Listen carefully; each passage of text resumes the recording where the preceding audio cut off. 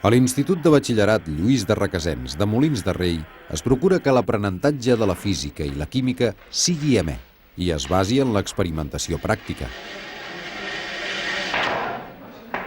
El responsable de la primera divisió para el cronòmetre quan arriba aquí al 30, el de la segona quan arriba a 60, etc.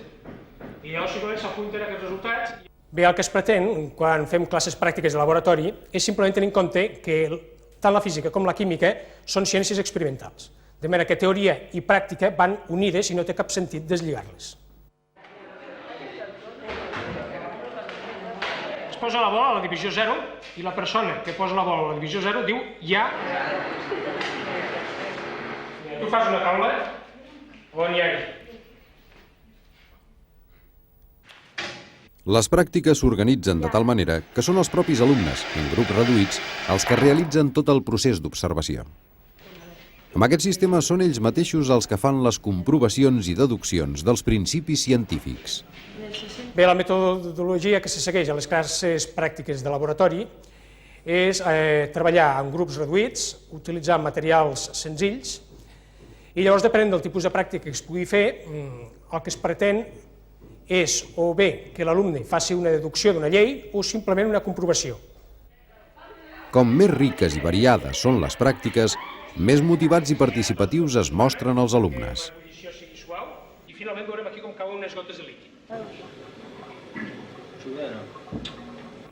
Com a pràctiques de laboratori, tot i que hi ha molts llibres, una font molt vàlida és el Centre de Documentació i Experimentació de Ciències, on hi ha pràctiques fetes per diferents professors de tota Catalunya. És que potser al principi de tot és més rígid i després quan està més estirat. Ràpidament al màxim, aquest baix i aquest punt. La formació permanent del professorat és un factor determinant i imprescindible en la renovació pedagògica. L'intercanvi d'experiències i opinions és la base de la millora pedagògica. Queda més maco perquè es veu. El recull sistemàtic de documentació sobre ciències experimentals permet una consulta ràpida i sistemàtica sobre qualsevol tema.